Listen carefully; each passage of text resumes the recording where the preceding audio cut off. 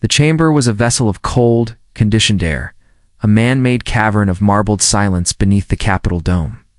Light, filtered through high remote windows, fell in sterile shafts, illuminating dust motes dancing in the void like forgotten arguments.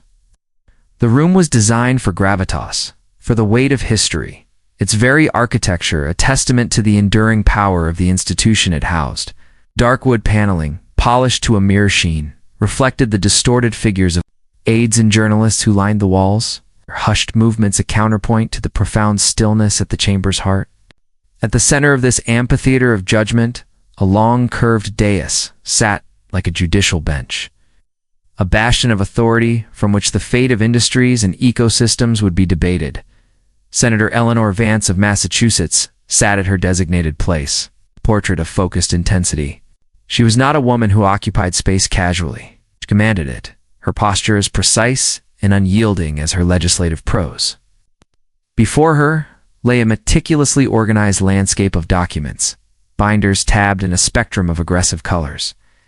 Stacks of reports bound in severe black, a single yellow legal pad on which her pen rested, poised but motionless. Her glasses, severe and functional, were perched on her nose, and through them.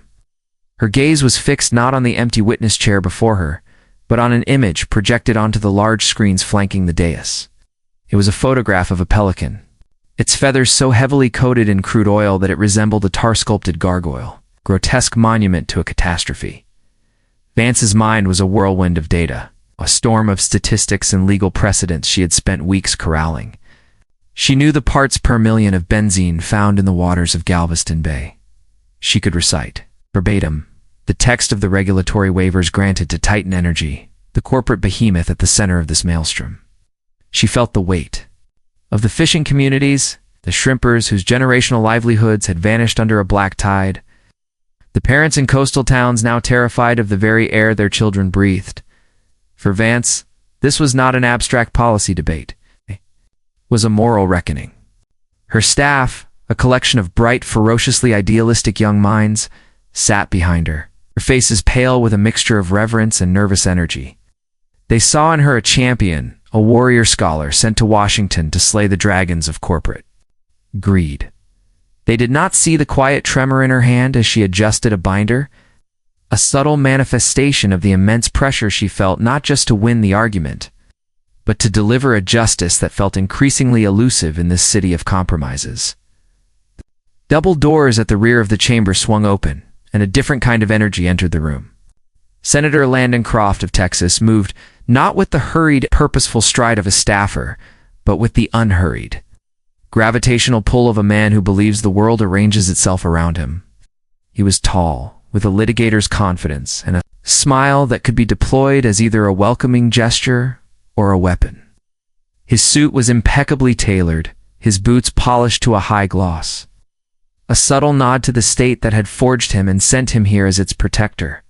He was not merely a senator. He was an emissary from the kingdom of oil and gas, defender of the faith of American energy independence. Croft greeted the gallery with a nod, a brief knowing glance that seemed to acknowledge the theatricality of the proceedings. He saw the cameras, the journalists, the solemnity, and he understood it as stagecraft. He was an actor in a long-running play, and he knew his lines, his blocking, his motivation. As he took his seat at the dais, a considerable distance from Vance, he did not look at the picture of the oil-drenched pelican. His focus was on his own set of documents, a much thinner file containing legal arguments, constitutional citations, and economic projections.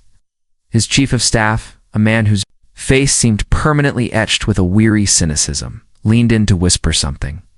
Croft listened, then gave a slight, almost imperceptible shake of his head. He needed no last-minute coaching. He was ready. He saw Eleanor Vance not as a person, but as a symbol of everything he stood against: the overreaching federal bureaucracy, the academic elitism that held practical blue-collar industries in contempt, the creeping, vine-like chokehold of regulations that he believed strangled American prosperity. In his mind, he was the voice of the roughneck on the drilling platform, the engineer in the Houston skyscraper, the small business owner whose fortunes rose and fell with the price of a barrel of crude, The Titan energy spill was a tragedy. Yes, a regrettable, unfortunate accident.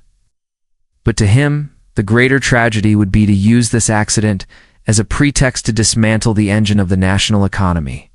It was a calculus of acceptable risk, a cold, hard equation that Vance, with her moral absolutism, refused to comprehend.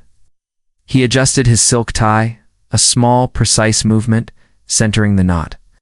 It was a gesture of control, bringing the world back into its proper alignment.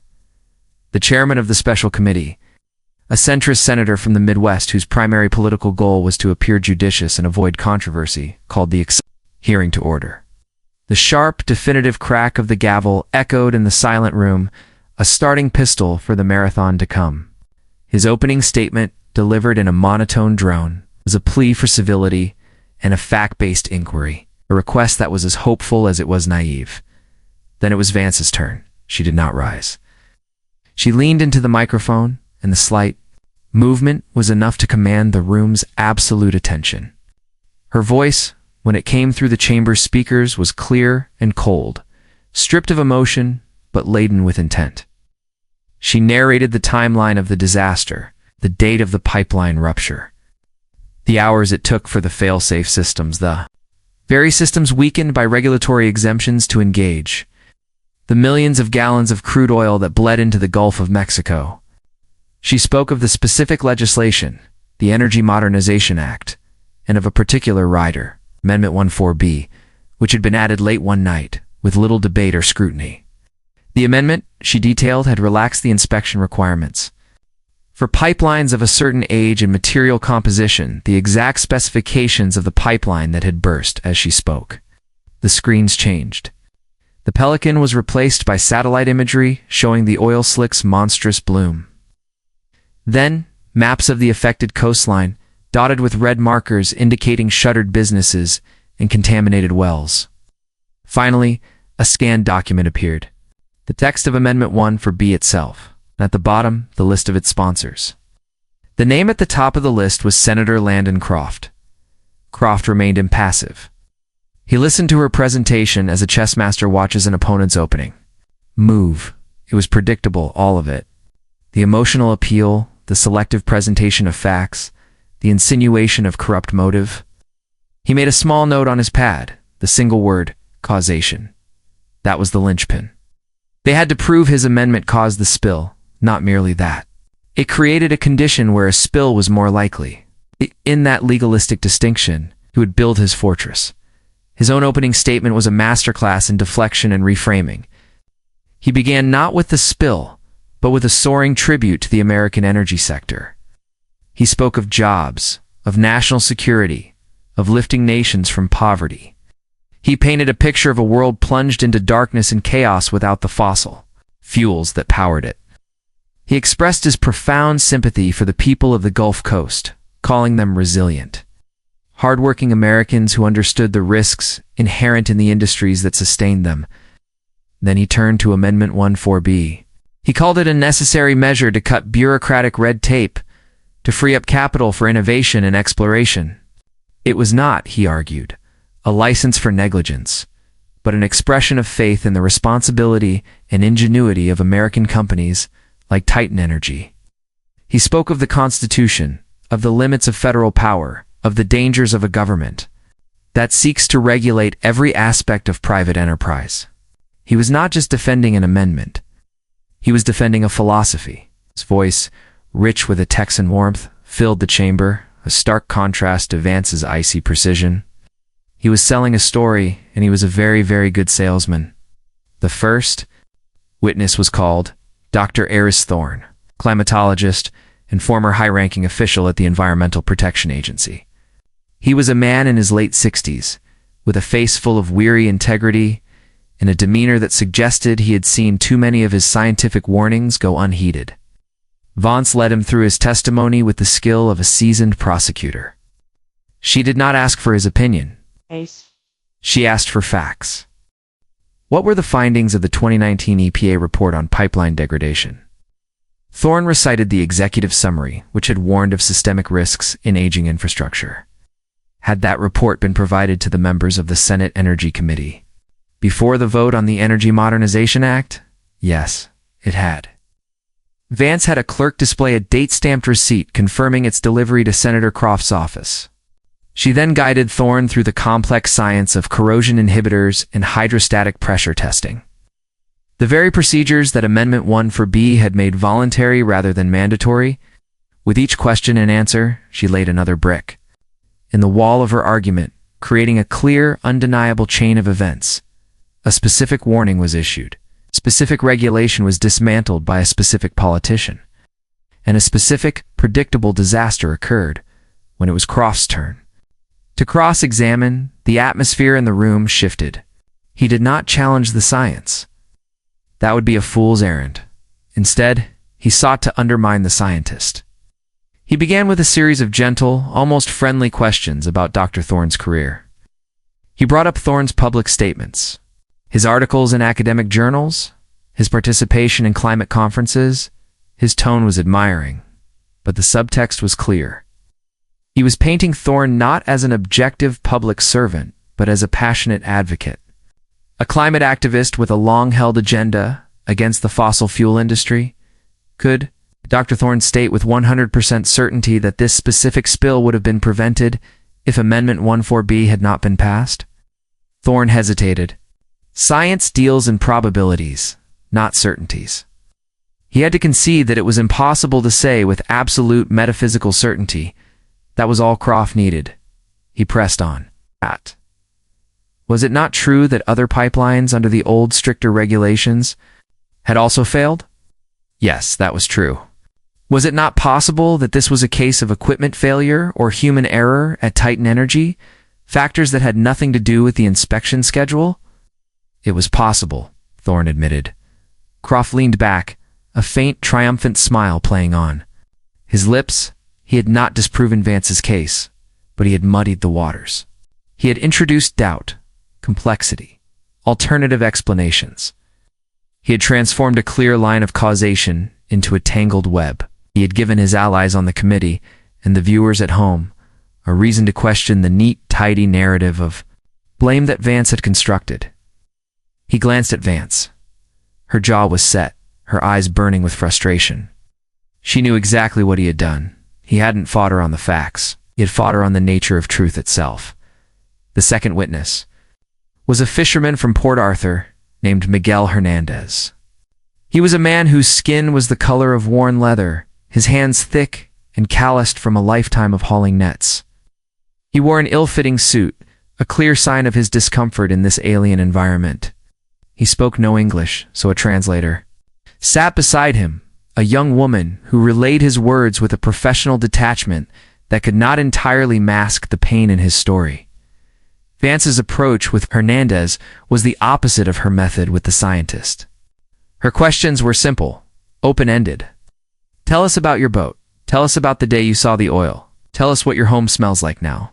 Hernandez, through the translator, spoke of a life intertwined with the sea. He described the family business, passed down from his grandfather. He spoke of the unique color of the sunrise over the Gulf, of the feel of a full net, of the pride in providing for his family from the bounty of the water. Ow. Then his voice cracked. He described the black, iridescent sheen that had appeared on the surface one morning, the stench that made his eyes water, the dead fish that washed ashore in a silver tide of decay. He spoke of his boat, now sitting idle and stained, a useless relic. He spoke of the foreclosure notice on his house, held up his hands, showing them to the committee, and said that for the first time in his life they were soft. There was no work for them to do. The chamber was utterly silent. The only sound, the soft, measured voice of the translator. The story was a direct, unassailable, emotional truth. It was the human cost of the disaster, a reality that Croft's economic abstractions could not erase. Vance let the silence hang in the air for a long moment after the testimony concluded. She had no more questions. The man's presence was the entire point. Croft knew he was on dangerous ground. Any attack on this man would be political suicide. He began his questioning with a slow, somber expression of sympathy. He spoke in a low, respectful tone, looking directly at Hernandez, even though the man could not understand him. He expressed, his sorrow for his hardship, calling him the backbone of the Texas coast. It was a flawless performance of empathy. Then, with surgical precision, he pivoted. He asked through the translator if Mr. Hernandez had ever worked in the off-season for any of the support companies that serviced the offshore rigs. Hernandez, confused, admitted that he had many. Years ago, many of his friends and family still did. Croft nodded gravely. Did he not agree that the oil industry, for all its risks, also provided thousands of good-paying jobs to the very communities now suffering? It created a complex situation. Did it not? Hernandez, trapped, could only agree. Croft continued. Was Mr. Hernandez aware that Senator Vance's proposed legislation, a complete moratorium on new drilling and a raft of punitive new regulations, would likely bankrupt not just the big companies like Titan, but hundreds of smaller support companies, putting thousands of his neighbors out of work permanently? The fisherman was stunned into silence. He had come here to talk about his lost livelihood, and now he was being asked to weigh it against the potential ruin of his entire community. He looked at Vance, his eyes full of confusion and a flicker of betrayal. Croft had taken Vance's emotional weapon and turned it against her. It widened the aperture, transforming a simple story of victimhood into a complex, tragic dilemma with no easy answers and no blameless villains. He had made the fisherman a pawn in a much larger game, and in doing so, had blunted the force of his testimony. As the hearing broke for a lunch recess, the two senators retreated to their separate worlds. Croft was surrounded by lobbyists and allied senators who clapped him on the back. He had weathered the storm. He had taken their best shots, the cold science and the hot emotion, and he was still standing, his narrative bruised but intact. He projected an aura of complete confidence, but inside a cold knot of anxiety was beginning to form. Vance was a more formidable opponent than he had anticipated. Her case was meticulously constructed, and the public pressure was immense. This was not a fight he could afford to lose. Vance sat alone in a small, windowless anteroom, a half-eaten sandwich forgotten on the table beside her. Her team was abuzz outside, dissecting the morning's session, but she needed the silence. The look in Miguel Hernandez's eyes haunted her. She had brought him here as a symbol of suffering, and in the process had subjected him to a new kind of pain. A public vivisection at the hands of Landon Croft. She felt a surge of cold fury. At Croft's cynicism, his masterful ability to twist reality into a shape that served his purpose. He was not just defending an industry. He was poisoning the very possibility of shared truth. Her young legislative aide, a brilliant, high-strung young man named Ben Carter, slipped into the room, his face flushed, held a tablet, his hand shaking slightly. He had been monitoring the back channels, the anonymous tip lines, the digital ether where Washington's secrets were traded. He had something. He showed her the screen. It was an encrypted email sent from a Proton mail address with no name attached. The subject line contained only a single string of numbers, a case file number from a long-closed lawsuit. The body of the email was empty, save for a single attachment, a heavily encrypted data file named Lazarus. Ben's voice was a whisper. The sender, before disappearing, had sent one clarifying message: "Everything has a history. Dig." Vance stared at the tablet. This was the moment she had both hoped for and dreaded. A leak. A ghost in the machine. It could be anything. It could be a fabrication from a rival campaign. It could be Russian disinformation. It could be a disgruntled Titan Energy employee. Or it could be the key. The one piece of evidence that could cut through Croft's wall of rhetoric and expose a truth he could not spin. Using it was a risk. It was ethically fraught, a venture into the dark arts of politics she had always publicly disdained. 8. She prided herself on winning arguments in the light, with facts and reason. This felt different. This felt like a descent. She looked from the tablet back towards the hearing room. She could hear the murmur of the returning crowd. She thought of the oil-slicked pelican, of Miguel Hernandez's soft hands, of Landon Croft's smug, confident smile. Her decision was made. The higher moral imperative, she told herself, was to uncover the truth. By any means necessary, get it decrypted, she said to Ben, her voice low and steady. Now, as Ben scurried away, she picked up her pen and returned to the dais. The afternoon session was about to begin. The CEO of Titan Energy was the next witness, and somewhere in the digital ether, a ghost was about to speak. The character of the fight was about to change. It was no longer just about policy or disaster. It was becoming personal. The afternoon sun, now angled low in the sky, cast long, distorted shadows across the hearing room, transforming the august chamber into a space of heightened, almost theatrical drama. The air, once merely cool, now felt charged, thick with anticipation. The witness chair was occupied by Julian Croft, no relation to the senator, a man whose name was a cruel irony that hung in the air. Was the chief executive officer of Titan Energy, a figure of corporate power so polished and self-assured he seemed almost unreal. His suit was a shade of charcoal, so dark it absorbed the light. His silver hair was perfectly coiffed, and his expression was one of practiced, unshakable calm. He was flanked by a team of lawyers who sat behind him like stone sentinels. Their briefcases veritable arsenals of legal defense. Senator Vance began her questioning, her voice returning to the icy prosecutorial tone she had used with the scientist. She walked Croft through the company's internal safety audits from the years leading up to the spill. With each document she presented on the oversized screens, a pattern emerged.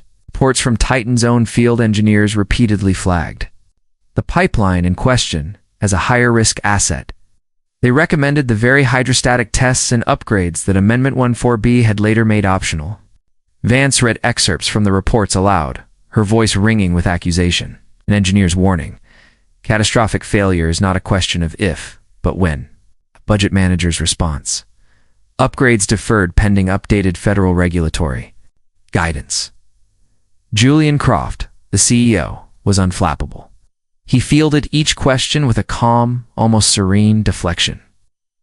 The engineer's reports, he explained, were part of a robust internal dialogue. All companies manage risk. The decision to defer the upgrades was a sound business judgment based on the available data and the shifting regulatory landscape. He spoke of shareholder value and fiduciary duty as if they were sacred commandments. He never raised his voice. He never showed a flicker of anger or guilt. It was a perfect embodiment of the faceless, amoral corporation, a man for whom catastrophe was a line item on a balance sheet, a regrettable but manageable expense. Vance pressed harder. She brought up the lobbying records. She showed the committee the millions of dollars Titan Energy had spent in the year leading up to the passage of the Energy Modernization Act. She detailed the meetings their lobbyists had held, the campaign contributions made. She pointed to a specific fundraising dinner held for Senator Landon Croft, hosted by Titan Energy executives just weeks before he introduced Amendment 14B. The implication was clear. A direct line drawn between corporate money and political action. This was Landon Croft's cue. He intervened ostensibly on a point of order, but in reality, to defend his own honor and break Vance's momentum. He feigned outrage, his voice booming through the chamber. He accused Senator Vance of engaging in slanderous innuendo, of impugning the integrity of a fellow senator without a shred of evidence of a quid pro quo. He spoke passionately about his First Amendment right and the right of all Americans and all companies to petition their government. To suggest that a campaign contribution was a bribe was, he thundered, to misunderstand the very nature of American democracy. It was a virtuoso performance of righteous indignation. He was not just defending himself. He was positioning himself as a martyr for free speech, a victim of a politically motivated witch hunt. The committee chairman, eager to avoid a direct confrontation between the two senators, weakly sustained Croft's objection, asking Vance to refrain from ascribing motive. It was a small victory for Croft, but a significant one. He had successfully defended the wall between his political fundraising and his legislative actions, reinforcing the legal fiction that the two were unrelated. As this drama unfolded, Ben Carter slipped back into the room and handed Vance a note. Her eyes scanned it, and for the first time that day, her mask of stoic control slipped. A barely perceptible widening of her eyes, a slight intake of breath. The note contained 2 words. "We're in." The file, Lazarus, was decrypted. A second note lay beneath it, a single sheet of paper with a summary of the file's contents. Handwritten by Ben in a frantic, almost illegible scrawl. Vance folded the paper and slid it under her binder, her heart hammering against her ribs. She forced herself to look up, to refocus on the hearing. But her mind was elsewhere, grappling with the information she now possessed. It was far stranger, and more devastating than she could have ever imagined. It was not about lobbying, it was not about campaign finance. It was about something much older, much more personal. It was about land and water and a family's ruin. The hearing continued its plodding course. More witnesses came and went. A union representative who spoke of the economic anxieties of his members, an academic who debated the long-term economic models of a post-fossil fuel world. The arguments became circular, the talking points repetitive. The initial tension of the day began to dissolve into a familiar Washington weariness. Croft, sensing the shift, grew more relaxed, more expansive in his commentary. He believed he had weathered the worst of the storm. It protected his flank, defended his industry, and turned Vance's moral crusade into a messy, ambiguous political squabble. He saw the finish line. Vance, however, was playing a different game now. She was biding her time, waiting for her moment. The information she held felt like a live wire in her hands. She felt a profound sense of ethical vertigo. The file was stolen property, its contents deeply personal. To use it would be to cross a line she had never before approached. Be a violation of the very principles of due process and privacy she claimed to cherish. She glanced at Croft, who was now laughing at a joke with a colleague on the dais. He looked invulnerable, armored in his certainty and his power. Then she thought of the decrypted files. She thought of the name on the old land deeds, the faded photographs, the story of betrayal and loss they told. This wasn't just about politics anymore. It was about a hidden wound, a secret hypocrisy that underpinned Croft's entire public persona. The hypocrisy wasn't that he took money from oil companies. It was that he knew more intimately than anyone the damage they could do. The chairman announced the final round of questions. This was her chance.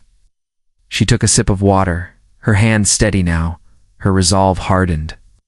The ends, she told herself, must justify the means. The truth was too important.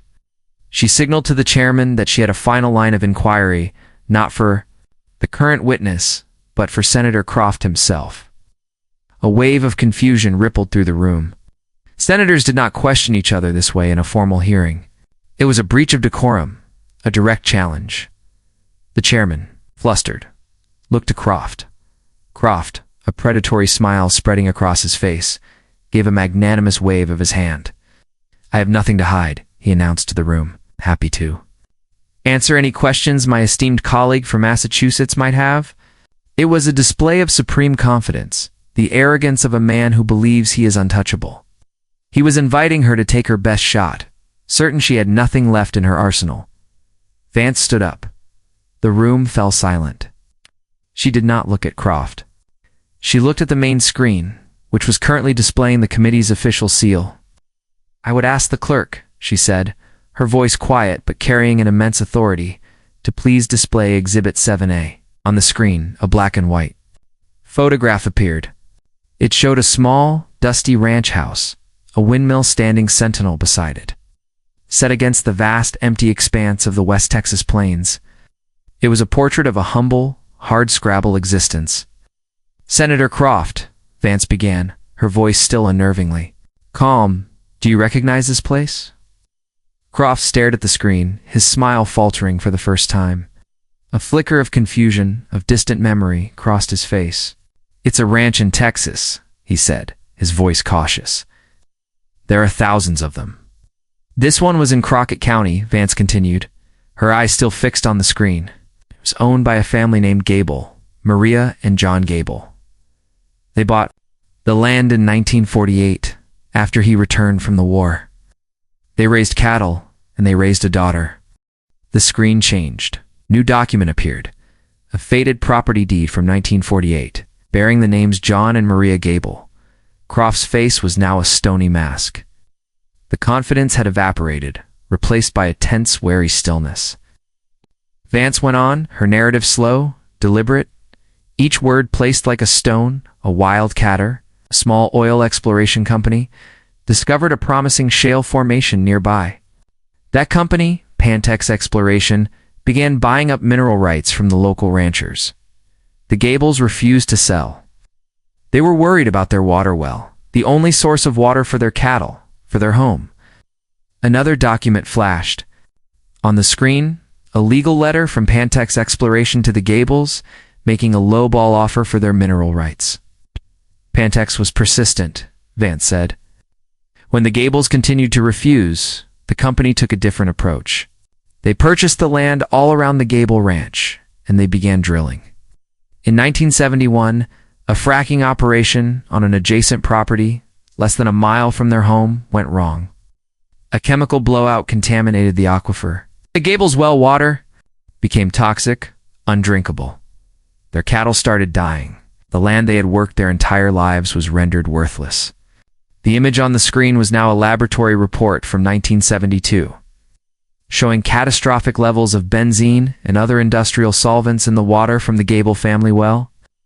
A close-up on the document showed it had been commissioned by a young, local lawyer. Croft was no longer looking at the screen. He was staring at Vance, his eyes blazing with a mixture of fury and dawning horror. He knew where this was going. He was trapped. The Gables were ruined. Vance's voice was now barely above, a whisper, yet it filled the silent chamber. They tried to sue, but Pantex, with its army of lawyers, bled them dry. They were forced to sell the land to the company for pennies on the dollar and walk away with nothing. Their daughter, who had gone off to college, had to drop out to help support them. The screen showed the final deed of sale, the Gables' signatures shaky, the price insultingly low. Vance paused, letting the weight of the story settle. Then, she turned her gaze from the screen and looked directly at Landon Croft for the first time. The Gables' daughter. Her married name was Croft. She was your mother, wasn't she, Senator? John and Maria Gable were your grandparents. Collective gasp went through the room. Journalists scribbled frantically. Aides stared, mouths agape, felt as if all the air had been sucked out of the chamber. Croft sat frozen, his face ashen.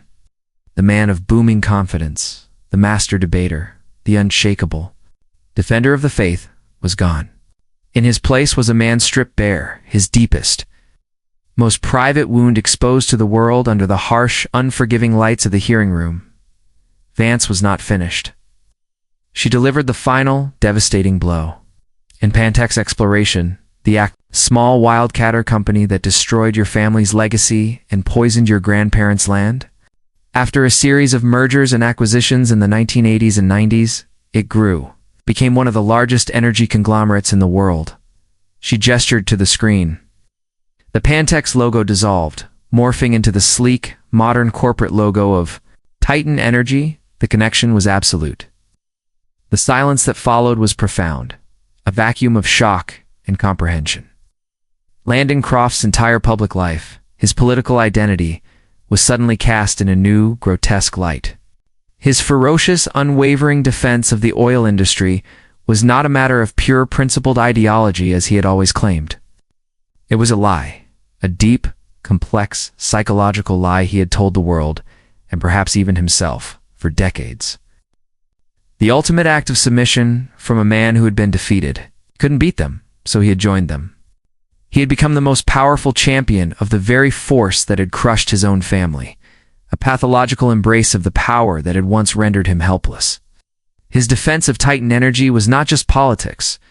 It was a desperate, lifelong attempt to align himself with the victor, to ensure he would never be the victim again. Croft did not speak. He could not.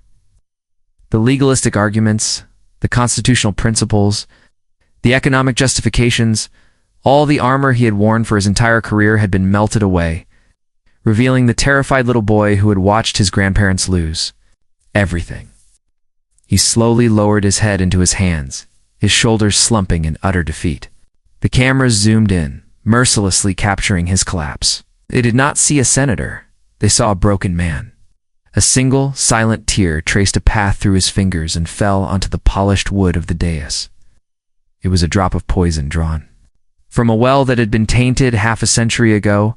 Vance watched him, her face a mask of cold triumph.